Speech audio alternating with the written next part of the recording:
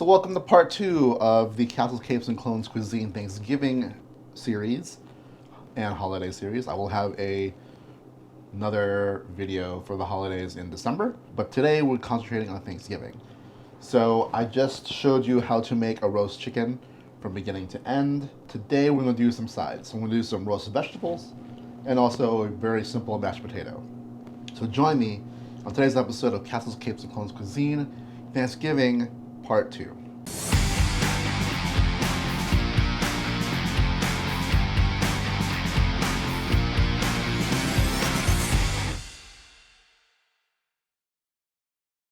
All right, so with any kind of roast chicken dinner, whether or not it's for Thanksgiving or whatever, you should have some sides. I'm going to show you how to do two different sides that you can have for any meal, really. The classic mashed potatoes, and then also some roast vegetables. The good thing about this is that when you are resting your turkey, or in this case the chicken, you can make both of these while it's resting, because you do want your bird to rest for a little bit. All right, so at this point in the game, the chicken is now out of the oven and it's resting. You want to let that rest for a good 35-40 minutes. In that time, the oven should still be on, so I cranked it from 500 degrees to 400, which I guess is cranked down, so we can roast our vegetables. And at the same time, we're going to go ahead and make our mashed potatoes. If all goes well, everything will be done at the same time. We'll start with the mashed potatoes. I'm using these petite golds. So they're pretty much Yukon golds, right? So what I'm going to do is half these. Wrangling cats. Alright, like a serving of one-ish. So I'm going to leave the skins on, so that's fine. But I have here a pot of water. I'm just going to cut these in half because they're pretty small. Depending on how big your Yukons are, you can cut them in halves or quarters. You go ahead and salt this water.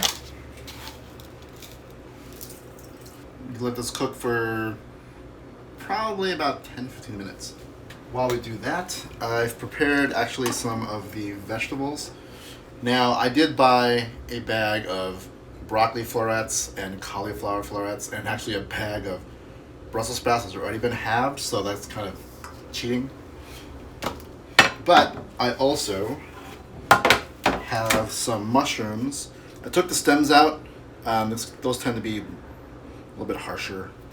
And then I also cut down some carrots and quartered some onions. So for roasted vegetables, just kind of do oil, and then also some of that seasoning that I used before. Salt, pepper, and the same kind of thing for the, I used for the chicken, which is that ready-made blend, but you can also put whatever flavor, like other kind of herbs and whatever on here. All right.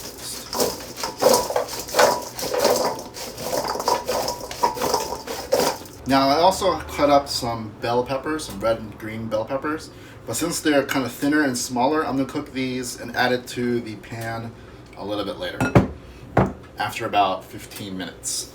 Here's my half sheet. Put some foil down, makes cleanup easier.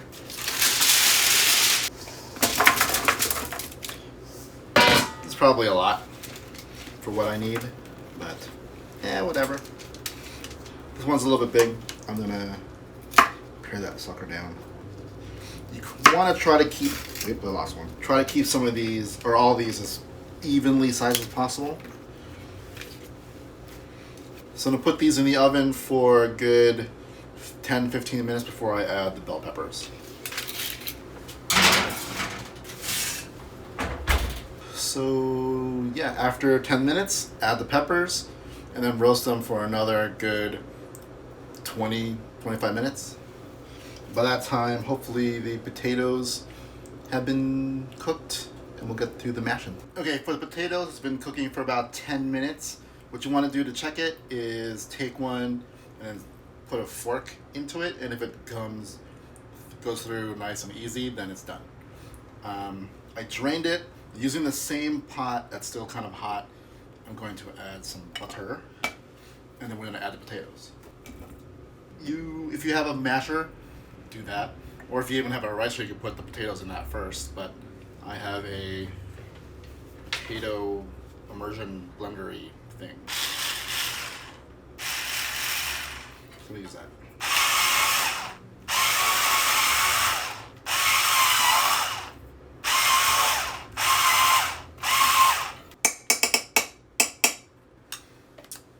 So to that, I'm going to add some sour cream.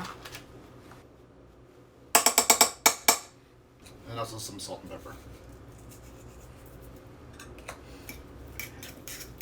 You can also add cheese if you want. Sometimes I do a little bit of cream cheese, sometimes a little bit of cheddar cheese.